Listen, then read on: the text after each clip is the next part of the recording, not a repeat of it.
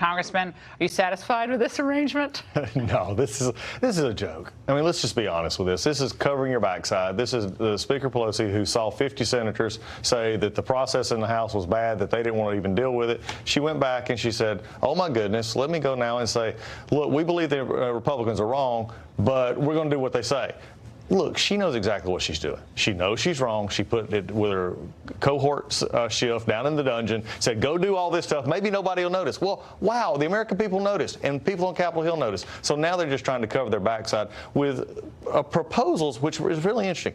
They're going to give the president some ability to weigh in the Judiciary Committee, but not the Intel Committee. This is not about due process for this president. And also, let me just say something.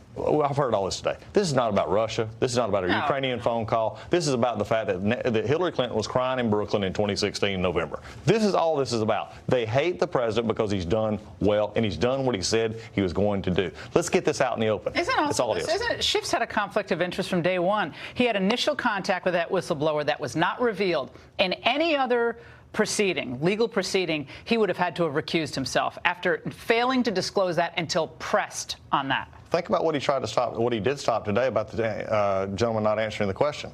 He was asking, who else did he talk to? He stopped that question. What would that have led to? Who did he talk to? Was it his staff? Was Schiff involved in that? Did Schiff actually stop a question from being answered on who he actually gave that information to? Which, in addition to what Congressman Jordan was talking about leaking classified information, who would it might have led to?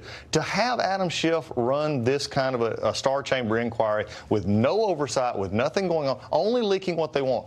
This morning, when you talked about the fact that it's bombshell, that was an opening statement. It was an uncross-examined opening statement. The best we get on earth is a resume. That's our perfect, is our resume. The best you get on Capitol Hill is an opening statement. What about the fact, and a lot of people were talking about this today, that we have foreign policy professionals, some who are active duty military, serve their country proudly, like Vindeman, but nevertheless, they might have different worldviews than the president on Ukraine or various issues.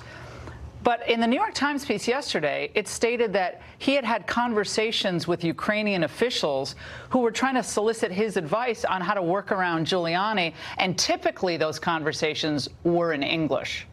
Now, what about that? I mean, there are statutes, 18 U.S.C. 794, that reference gathering or delivering defense information to foreign government. Could be implicated here, might not be implicated here, but that's kind of a wild thing, right? I mean, you're supposed to be working with the commander-in-chief. That's a problem. Well, what was problematic for me was let's go back to his opening statement where he talks about, where he's laying out his best case, but he gets into the fact that what his concern about the call was, he had some concerns about the information in the call, but he said, but this could hurt us politically down the line. Since when is that becoming the process of this? An active duty service member is supposed to be politically concerned, yes or no? I'm a member of the military right now. I know you are. This is not, no, this was that, when I heard the political concern, that job is a policy. You're to give policy help. You're just to be the expert in the room, so to speak. But when he said it was politically concerned, this is what's happening. They're giving leaks. Adam Schiff is giving leaks.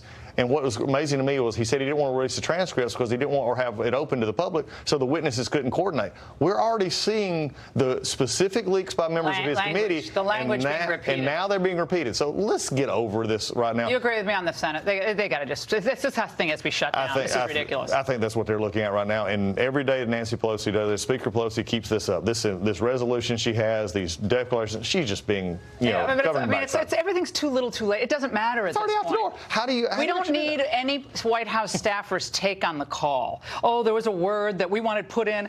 We have a transcript. We don't need your opinion. Thank you very much. But you're apparently testifying against the administration for whom you're supposed to be working. Right. But we don't need your opinion. We have the transcript. That's what is governing here, correct? Exactly. There's nothing in the transcript that's impeachable. There's not. And so that's why you're always hearing this. And be careful with this. Notice what you hear Schiff talk about. He's moved away from quid pro quo to obstruction in this president not being cooperative with Congress. Look what you're going to come in the next few weeks. That's where you're going to go. Congressman, thank you for being here tonight.